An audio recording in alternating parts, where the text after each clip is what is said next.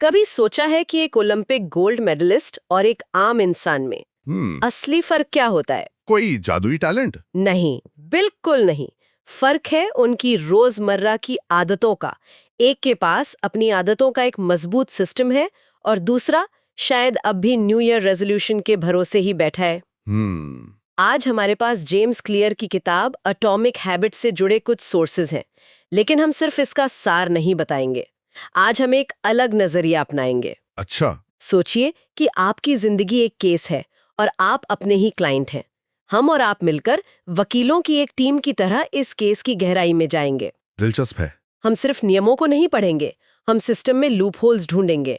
ये समझेंगे कि हमारी साइकोलॉजी को अपने फायदे के लिए कैसे इस्तेमाल किया जाए और एक ऐसी रणनीति तैयार करेंगे जो सिर्फ मोटिवेशन पर नहीं बल्कि एक ठोस सिस्टम पर टिकी हो। आपने बिल्कुल सही नब्ज पकड़ी है। ये सिर्फ क्या करना है कि लिस्ट नहीं है, ये क्यों और कैसे की गहरी समझ है। हाँ, ज्यादातर लोग अपनी आदतों से इच्छा शक्ति के दम पर लड़ते हैं और हार जाते हैं।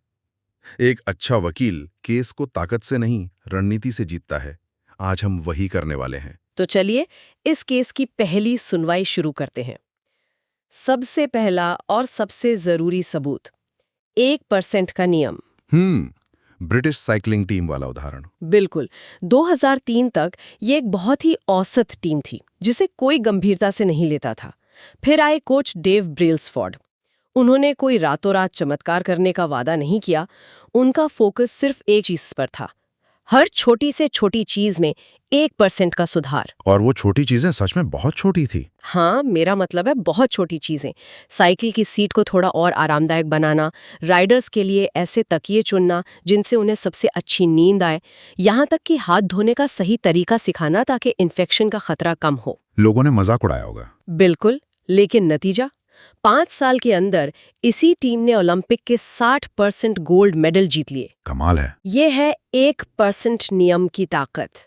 अगर कोई हर दिन सिर्फ 1% बेहतर होता है तो साल के अंत तक वो 37 गुना बेहतर हो जाता है। और यहीं पर ज्यादातर लोग केस हार जाते हैं। वो 1% के सुधार को मामूली समझकर नजरअंदाज कर देते हैं क्योंकि उन्हें तुरंत बड़े नतीजे नहीं दिखते। सही बात है। जेम्स क्लियर इसे एक नाम देते हैं, प्लेटो ऑफ लेटेंट पोटेंशियल, मतलब अव्यक्त क्षमता का पठार। इसे थोड़ा और समझाएंगे। जरूर। बांस के पेड़ तो उदाहरण कमाल का है। एक बांस का पेड़ पहले 5 साल तक जमीन के नीचे अपनी जड़ें फैलाता है। ऊपर एक पत्ता भी नहीं दिखता। कुछ भी नहीं। कुछ भी नहीं। ऐसा लगता है कि कुछ हो ही नहीं रहा, और फिर कुछ ही हफ्तों में वो 90 फीट तक लंबा हो जाता है। तो इसका मतलब वो 5 साल की मेहनत बेकार नहीं गई? बिल्कुल नहीं। वही तो वो मजबूत फाउंडेशन बना रही थी। आदतों के साथ भी ठीक ऐसा ही होता है। शुरुआती मेहनत का असर जब तुरंत नहीं दिखता तो उस दौर को James clear valley of disappointment या निराशा की घाटी कहते हैं। ये वो पॉइंट है जहां लोग छोड़ देते हैं। एग्जैक्टली। यहीं पर लोग हिम्मत हार जाते हैं। उन्हें लगता है कि उनकी मेहनत बेकार जा रही है। लेकिन एक वकील की तरह सोचे तो ये वो समय है जब आप चुपचाप अपने केस के लिए सबूत इकट्ठा कर रहे होते हैं। ये मेहनत दिखती नहीं है, पर यही जीत की नींव रखती है। ठीक है, तो नींव मजबूत होनी चाहिए और हमें सब्र रखना होगा। लेकिन ये आदतें बनती कैसे हैं? इनके पीछे का साइकोलॉजिकल मैकेनिज्म क्या है? बहुत अच्छा सवाल है। हर आदत, चाहे अच्छी हो या बुरी, एक 4 स्टेप के लूप पर चलती है। 4 स्टेप्स? हाँ। पहला है क्यू मतलब इशारा, दूसरा है क्रेविंग्स यानी लालसा, तीसरा है रिस्पॉन्स यानी प्रतिक्रिया, और चौथा है रिवॉर्ड यानी इनाम। इसे किसी आसान उदाहरण से समझा सकते हैं, जैसे फोन की लत? बिल्कुल। फोन की लत इस लूप का परफेक्ट उदाहरण है। क्यू क्या है? आपके फोन पर नोटिफिकेशन की आवाज, टिंग। अच्छा। जैसे ही ये आवाज आती है, आपके दिमाग में क्रेविंग शुरू होती है। किसका मैसेज है? कुछ जरूरी तो नहीं, कुछ मिस तो नहीं हो रहा। हाँ, ये तो होता है। इस लालसा का रिस्पॉन्स क्या होता है?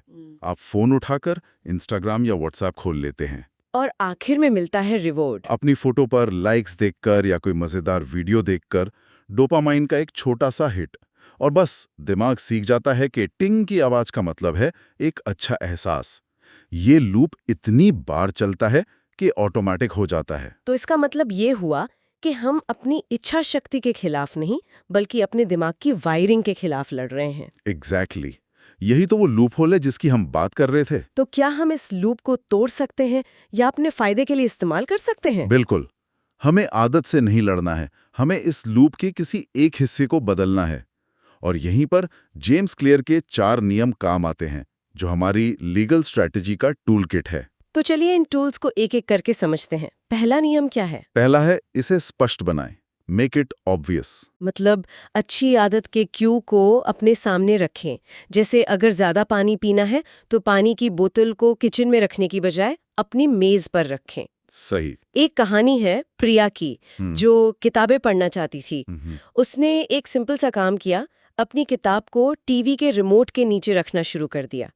अब जब भी उसे टीवी देखने का मन करता, उसे पहले किताब उठानी पड़ती। और अक्सर वो टीवी देखने के बजाय कुछ पन्ने पढ़ ही लेती थी। बिल्कुल। दूसरा नियम है, इसे आकर्षक बनाएं, मेक इट अट्रैक्टिव। यहाँ हैबिट बंडलिंग की तकनीक काम आती है। हाँ, मतलब एक काम जो आपको करना चाहिए, उसे उस काम के साथ जोड़ दें जो आप करना चाहते हैं।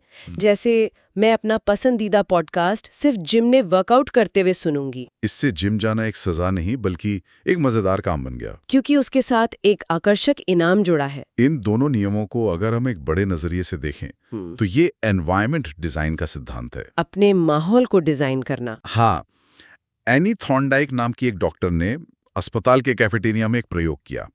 उन्होंने बस पानी की बोतलों को हर काउंटर पर सामने रख दिया और सोडा को पीछे।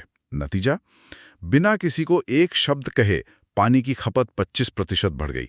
वाओ! यहाँ गहरा सबक ये है कि हमारा व्यवहार हमारी इच्छा शक्ति से ज्यादा हमारे माहौल से तय होता है।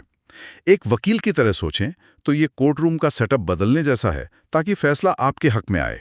ओके, तो माहौल को अपने पक्ष में करना पहला कदम है। लेकिन अगर काम ही इतना मुश्किल हो कि शुरू करने का मन ही ना करे, तब क्या? मोटिवेशन कहाँ से आएगा? और यहीं पर शायद अगले 2 नियम काम आते हैं, जो मोटिवेशन की समस्या को जड़ से खत्म कर देते हैं। तीसरा नियम है, इसे आसान बनाएं, मेक इट इजी। ये शायद सबसे शक्तिशाली नियम है ना? बिल्कुल, क्योंकि हम इंसान आसान रास्ता चुनते हैं। यहाँ 2 मिनट का नियम काम करता है। कोई भी नई आदत इतनी आसान होनी चाहिए कि उसे शुरू करने में 2 मिनट से ज्यादा ना लगे।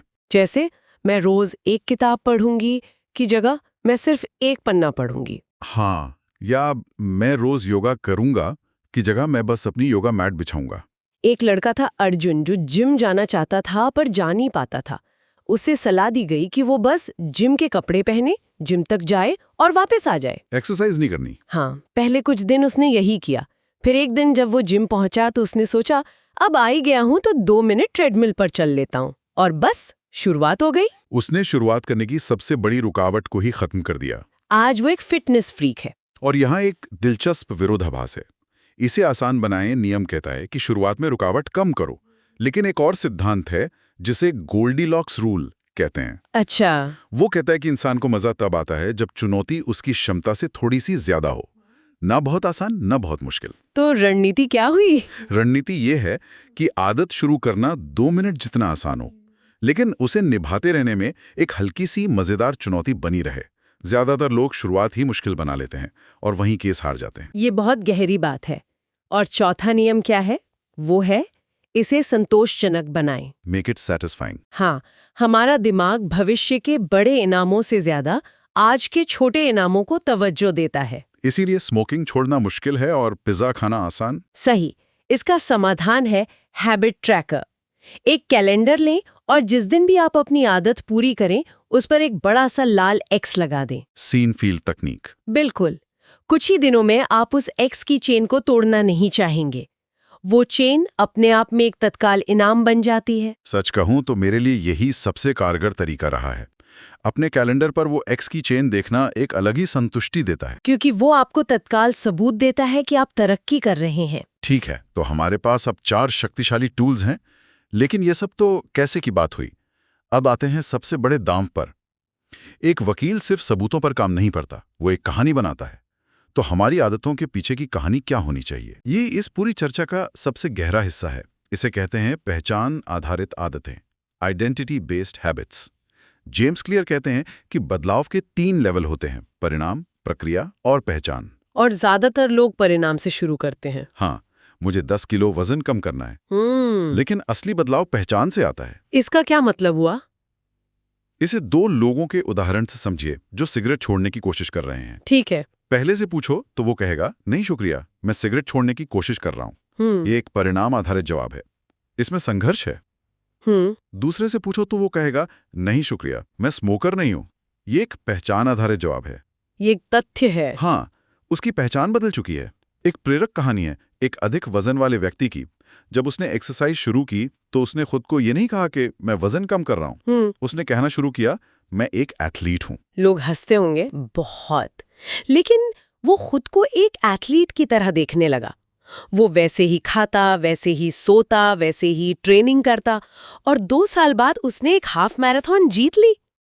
पहचान ने हकीकत को बदल दिया। इसे हमारी वकालत साली भाषा में समझे तो पिछले 4 नियम तो बस सबूत इकट्ठा करने के तरीके थे, लेकिन पहचान ये तय करती है कि केस किस बारे में है, आप कौन हैं।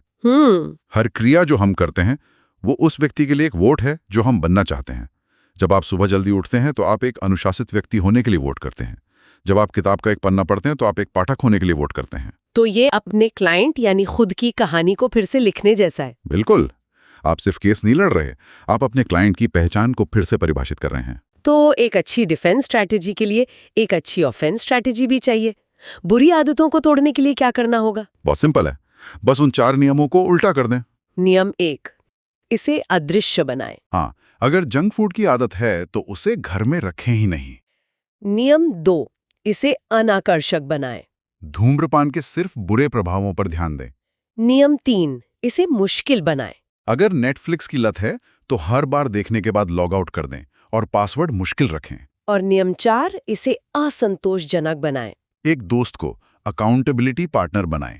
अगर आप सुबह नहीं उठे तो आपको उसे 500 रुपए देने होंगे। दर्द तुरंत महसूस होगा।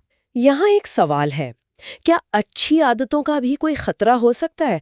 क्या ये सिस्टम भी हमारे खिलाफ जा सकता है? बेहतरीन सवाल, और इसका जवाब है हाँ। कैसे? जब कोई आदत इतनी ऑटोमेटिक हो जाती है कि हम उसे बिना सोचे समझे करने लगते हैं तो हम उसमें सुधार करना बंद कर देते हैं। हम एक पठार पर पहुंच जाते हैं। अच्छा। एक अच्छा धावक सिर्फ दौड़ता नहीं है, वो अपने पोस्चर, अपनी सांस लेने के तरीके को लगातार बेहतर करता है। इसका समाधान है रिफ्लेक्शन और रिव्यू, यानी चिंतन और समीक्षा। तो अपने सिस्टम को लगातार रिव्यू करते रहना जरूरी है। हाँ, हर हफ्ते या महीने खुद से पूछना जरूरी है, क्या सही हुआ, क्या गलत हुआ और क्या बेहतर किया जा सकता है। एक अच्छा वकील भी अपने केस की रणनीति को लगातार रिव्यू करता है। ये अपने सिस्टम को अपग्रेड करने जैसा है। तो आज की इस पूरी चर्चा को समेटें तो असली बदलाव बड़े बड़े संकल्पों से नहीं, बल्कि छोटे छोटे लगातार इकट्ठा किए गए सबूतों से आता है, यानी आदतों से। हाँ, जो धीरे धीरे एक नई मजबूत पहचान की कहानी गढ़ते हैं। जैसा कि जेम्स क्लियर कहते हैं, आप जो भी काम करते हैं वो उस व्यक्ति के प्रकार के लिए एक वोट है जो आप बनना चाहते हैं। अंत में एक छोटी सी कहानी कहना चाहूंगा। एक 70 साल के व्यक्ति ने गिटार सीखना शुरू करने का फैसला किया। 70 की उम्र में? हाँ, लोगों ने उसका मजाक उड़ाया, इस उम्र में क्या करोगे सीखकर? उसने जवाब दिया, अगर मैं आज शुरू करता हूं तो 5 साल बाद मैं 75 साल का एक ऐसा व्यक्ति बनूंगा जो गिटार बजा सकता है, और अगर मैं आज शुरू नहीं करता तो 5 साल बाद मैं 75 साल का ही रहूंगा, लेकिन बिना गिटार सीखे। वाह! ये कहानी चुनाव और पहचान की शक्ति को दर्शाती है। मायने ये नहीं रखता कि आप कहाँ हैं, मायने ये रखता है कि आप कौन बनना चुनते हैं। तो अब जाते जाते सुनने वालों के लिए एक विचार छोड़ जाते हैं। अगर आपकी जिंदगी एक केस है तो आपकी आज की छोटी छोटी आदतें भविष्य में आपकी किस पहचान के लिए वोट डाल रही हैं? आप हर दिन अपनी आदतों के जरिए अपने फ्यूचर सेल्फ के केस में कौन से सबूत पेश कर रहे हैं?